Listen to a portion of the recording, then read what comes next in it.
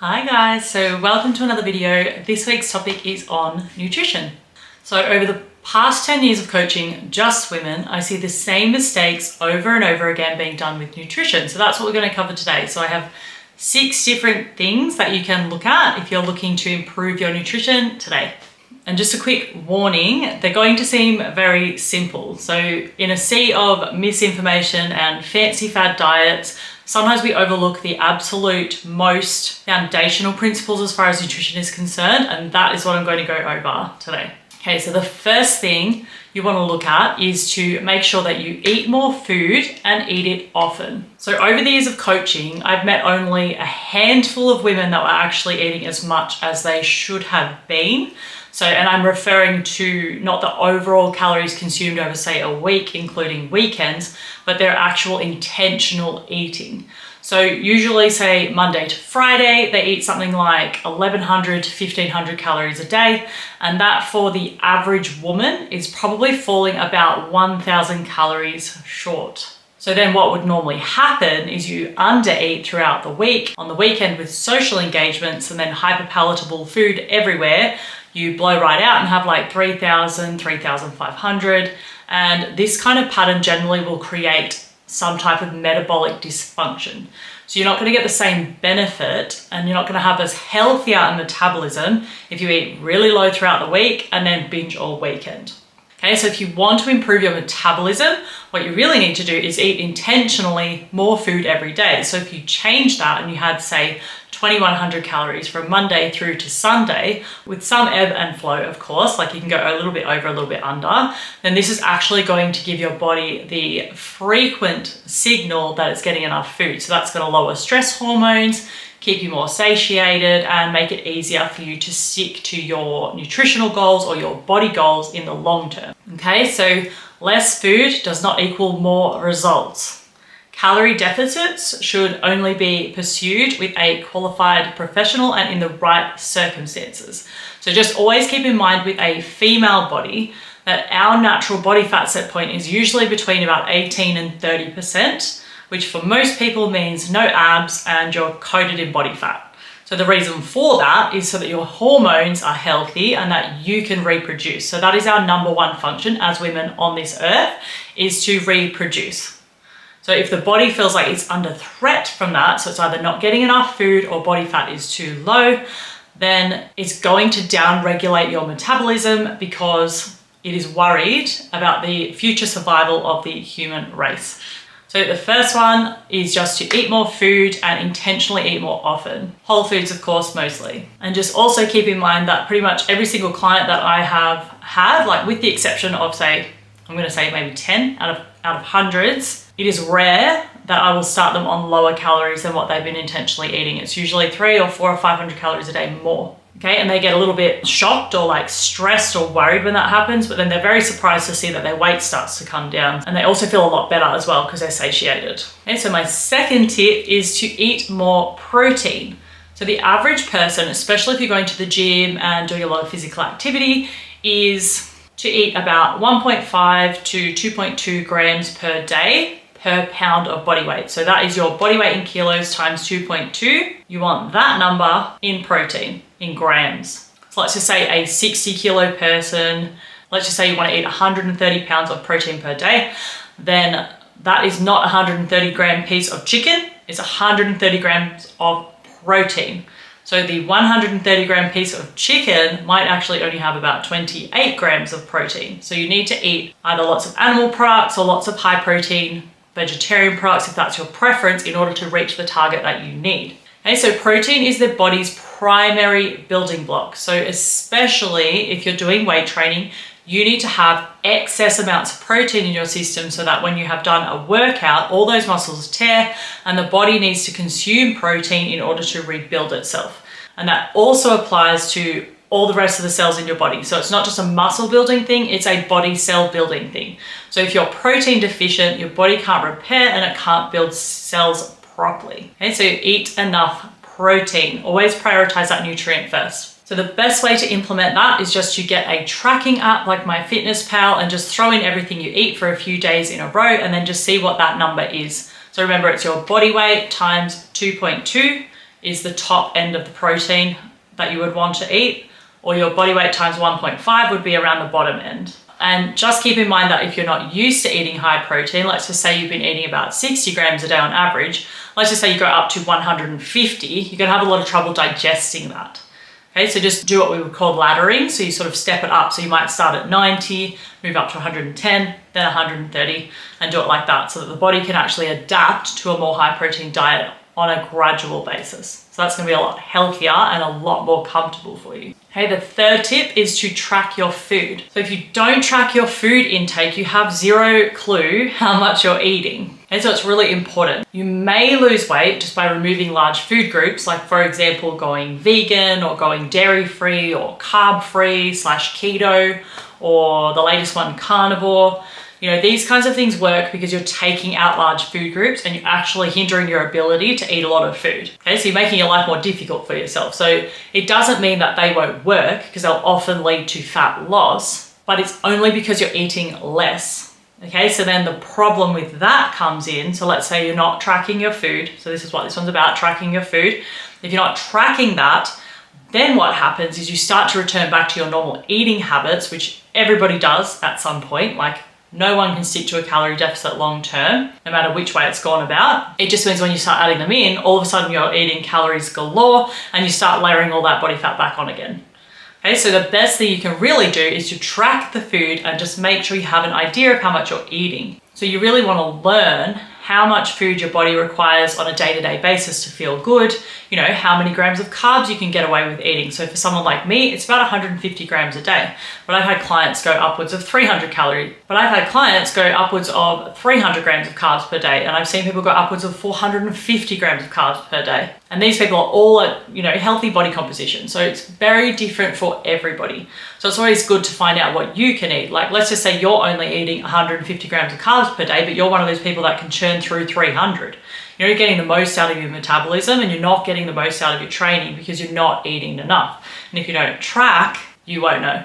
And another great thing about tracking your food is that you start to learn what's in what. So you'll learn things like chicken breast is mostly protein, about how many grams it has per serve.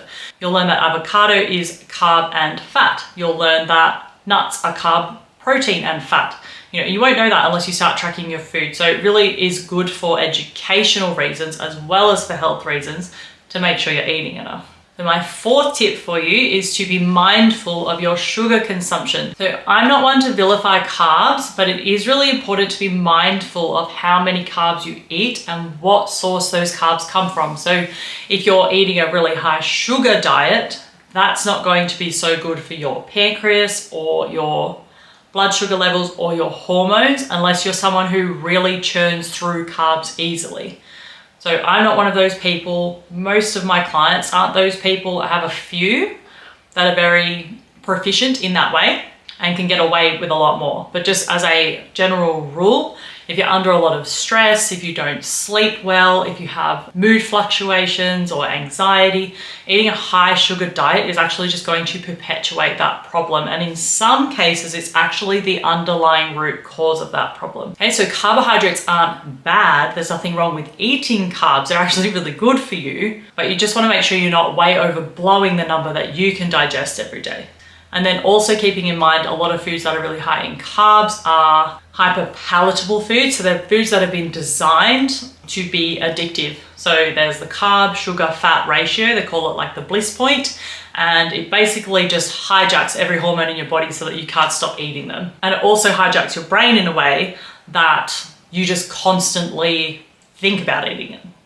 Okay, so there's that kind of element as well. And another thing to think about with the sugar is just when you eat what we will call a high glycemic index or high glycemic load carbohydrate, so that's your refined sugars mostly. What it does is it spikes your blood sugar and then it comes crashing down, and then it crashes down generally below a healthy maintenance level. And as it crashes, you get that dip, that dizziness, that fatigue, and then you sort of crave more sugar to pull it back up again.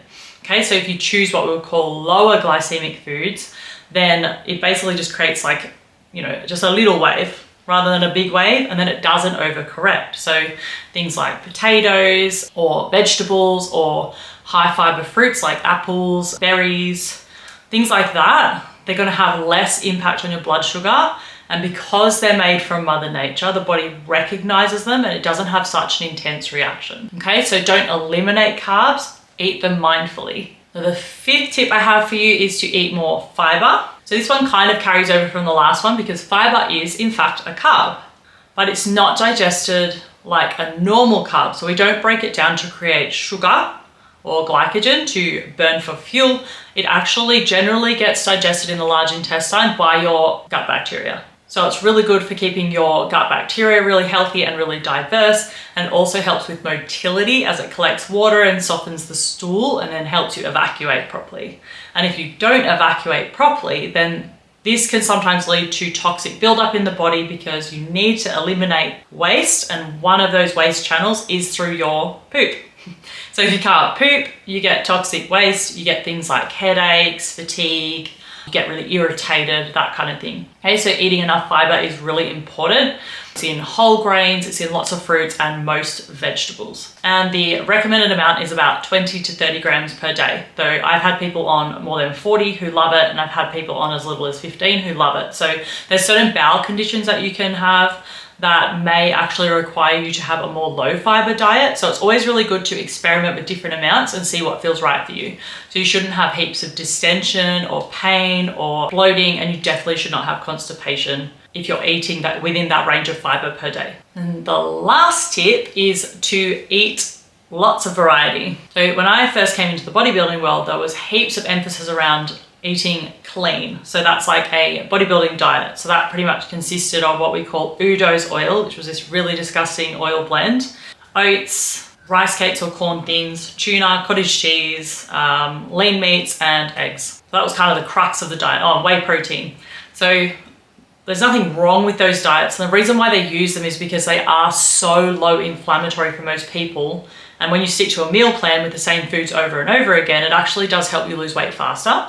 But the problem with that is that when you go back to normal life and say you want to eat some berries or a bit of pizza or some ice cream or something like that, it creates a big problem within the body because it hasn't been eating it for ages. Okay, so my recommendation for the everyday female is always to keep a little bit of everything that you like in your diet, regardless of your goals. So you can actually diet down and do things like a competition, so you can be very lean, but also include a lot of your favorite foods, so long as you're eating them at home and tracking them, of course. So you have to know exactly how much you're eating, and you have to eat sort of a minimal amount as you get leaner and leaner. But the point is you want to do things like keep the carbs in and keep the dairy in and all of that, because you don't want to impact your digestion negatively. And you also don't want to create like insane cravings for things that you've cut out when you didn't have to. Okay, so what we would usually see with someone who'd have a diet like that, like a clean eating diet, is they all of a sudden start having all these like mental complexes around things like eating berries or having dark chocolate, or, you know, they worry that something like a protein mousse is not as good as a whey protein. And then, you know, it just creates a lot of stress and confusion. So you don't want to have fear around any food. You don't want to think bread is bad.